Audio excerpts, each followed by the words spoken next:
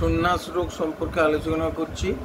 সন্ন্যাস রোগ হলো মস্তিষ্কের কোনো বিশেষ স্থানের রক্তবাহ নালী রোধের ফলে ওই স্থানের রক্ত সঞ্চালন ক্রিয়ার একটা বৈষম্য হয় ও সেটাই হলো সন্ন্যাস রোগ এর উৎপত্তির কারণ।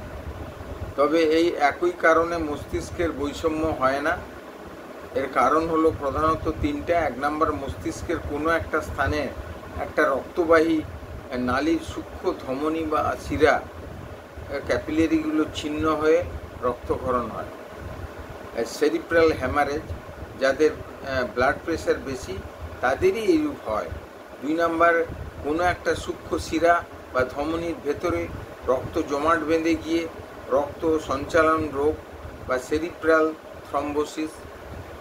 3 নম্বর হচ্ছে রক্তের মধ্যে প্রবাহমান কোনো জমাট রক্তের টুকরো বা শরীরের কোনো রোগগ্রস্ত তন্তু রক্ত প্রবাহের দ্বারা ব্রেনে যায়, সেখানে সূক্ষ্ম শিরা বা ধমনীতে গিয়ে রক্তনালীকে আবদ্ধ করে দেয়, সেরিব্রাল সেকশন। হৃৎপিণ্ডের রোগ থেকে এরূপ হতে দেখা যায়। লক্ষণগুলো যেগুলো হচ্ছে কখনো ধীরে ধীরে, কখনো বা হঠাৎ লক্ষণটা প্রকাশ পায়। রোগী হঠাৎ পড়ে যায় ও তার ইন্দ্রিয় জ্ঞান বা সঞ্চালন শক্তি সম্পূর্ণ বা আংশিক লোপ পায়, কিন্তু রোগীর শ্বাস প্রশ্বাস বা রক্ত চলাচল বন্ধ হয় না। নাড়ির গতি দ্রুত, ক্ষীণ ও মৃদু হয়। শ্বাস প্রশ্বাসে অনেক সময় ঘড় ঘড় শব্দ হয়। চোখের তারা বিস্তৃত হয়। সর্বাঙ্গে বা অর্ধাঙ্গে খিঁচুনি দেখা যায়। কখনো কখনো রোগীর অজ্ঞান হওয়ার আগে একবার বমি বা বমনোচ্ছা বা মাথা ব্যথা, মূর্ছা ভাব, মাথায় গরম বোধ, কোষ্ঠবদ্ধতা দেখা দেয়। মূত্র কম হয়, চিত্ত চাঞ্চল্য দেখা যায় ও শরীর অস্থির হয়। এবং এক প্রকার সন্ন্যাসের অর্ধাংশের পক্ষাঘাত প্যারালাইসিস হয়ে থাকে। মাথায় ভার বোধ হয় এবং নাক দিয়ে রক্তস্রাব হতে থাকে। তন্দ্রাবেশে কষ্টের ভেতরে এক ধরনের শব্দ অনুভূত হয়। নাড়ি দ্রুত পূর্ণ হয় এবং দেহের অবশ ভাব হয়। চলার শক্তিহীনতা দেখা যায়। জটিল উপসর্গের মধ্যে যে কোনো কারণেই এই রোগ হোক না কেন, ব্রেনের সরু সরু শিরা ছিঁড়ে গেলে তার ফলে রোগী অজ্ঞান হতে পারে এবং জ্ঞান ফিরে এলে ধীরে ধীরে কখনো কখনো আরোগ্যের দিকে যায়, কখনো রোগীর মৃত্যু পর্যন্ত হয়, কখনো বা দেহের আংশিক প্যারালাইসিস হয়ে রোগী অসাড় হয়ে থাকে। এই আশঙ্কা যে সমস্ত চিকিৎসাগুলো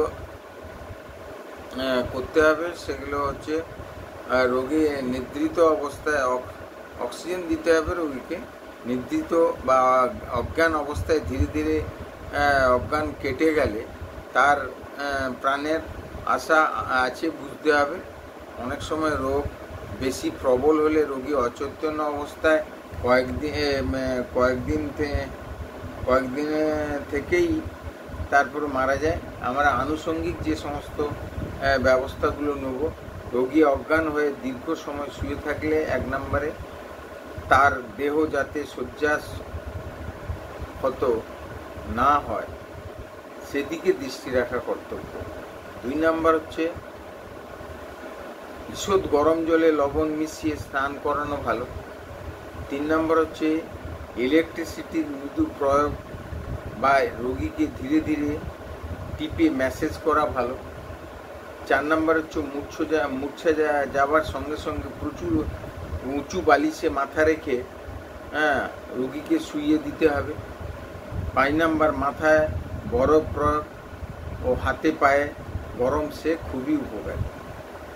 6 নম্বর হচ্ছে মুক্ত আলো বাতাসে উপযুক্ত ঘরে রোগীকে রাখা ভালো। 7 নম্বর হচ্ছে রোগী খেতে না পারলে খাবার টিউব নাক দিয়ে ঢুকিয়ে তার মাঝ দিয়ে তরল খাদ্য খাওয়াতে হবে। এই যে নেজাল ফিডিং বলে।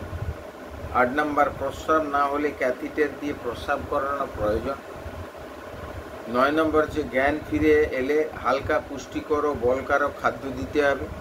10 নম্বর রোগী সুস্থ হলে হালকা খাদ্য দিতে হবে।